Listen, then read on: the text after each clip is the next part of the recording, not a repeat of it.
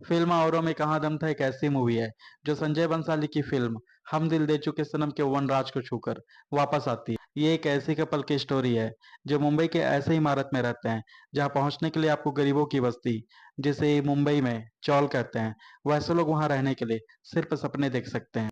उसे जो प्यार करता है वो कृष्णा अब जाकर के रिहा होता है, जो डबल मर्डर के केस में पूरे 25 साल के लिए जेल हो गया, लेकिन अच्छा चाल चलन के कारण उनकी सजा 2.5 साल कम कर दी गई थी। फिर उनके दोस्त जिगना उसे लेने के लिए आता है। फिर क्या था, पासपोर्ट तैयार है दुबई जाने के लिए भाई लोग का, लेकिन उससे पहले ही कयामत आती है।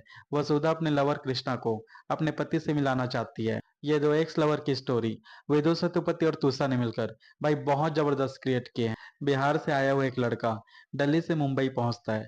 इतना तो पढ़ा लिखा है कि वो कंप्यूटर हार्डवेयर की नॉलेज से वो सिर्फ जर्मनी जाने की सपना नहीं, बल्कि जर्मनी जाने के लिए उसके करीब भी पहुंच जाता है। फिर चौल में रहने वाली मराठी मुर्गी से उसे प्यार हो जाता है। उन लोग की जन्माष्टमी, दिवाली, होली सब एक ही गाना में हो जाता है। वो बेंगलुरु जाने से पहले वसुधा के साथ देर रात तक बिताना चाहता है और वसुधा को कहता है तो वसुधा मान भी जाती है। लेकिन ज्यादा रात होने पर जब कृष्णा उनको घर तक छोड़ने के लिए बोलता है तो मना कर देती है।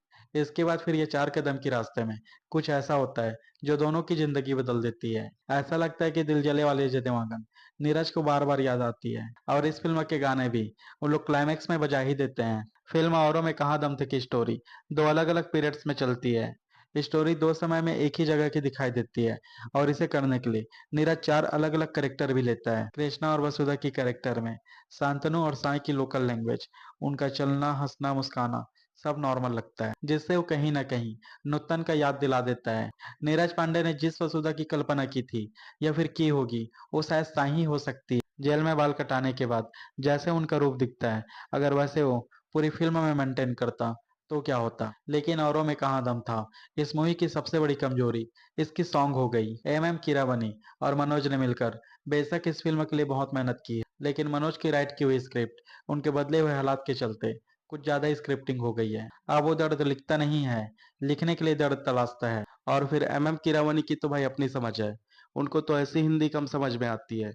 शायद जितना उसको इंग्लिश में एक्सप्लेन किए गए होंगे शायद उतना ही समझे होंगे, लेकिन लैंग्वेज बदल करके जो लब को शो करता है बस वहीं पे उलझ गई है। औरों में कहा दम था कि सेकंड हाफ की एंडिंग में जो नीरज पांडे ने एक ठीक ठाक लव स्टोरी को एक थ्रिलर फिल्म बनाने की कोशिश की थी और एक्साइटेड वाली नहीं थी, और इस फिल्म को पूरी तरह उलझा दी है। फिल्म देखते हुए इस बात पर यकीन करना थोड़ा मुश्किल होता है कि नीरज पांडे जैसे अप्रोच और कानून का जानकार बंदे की मूवी इस टाइप की कमजोर होगी। लेकिन इसमें पॉइंट्स वाली बात यह भी है कि कृष्णा कैसे होटल के ऑनर को 3 गुंडों से बचाता है, लेकिन वसुधा को बचाने के लिए वो अपना क्रिमिनल माइंड का यूज क्यों नहीं करता। और हर बार एक ही ट्रेन शॉर्ट में आती जाती रहती है। लेकिन इस फिल्म में एक बात और खलती है, जैसे कृष्णा और वसुधा समय के साथ बदल जा रहे हैं तो विलन वैसे के वैसे क्यों रहता है भला।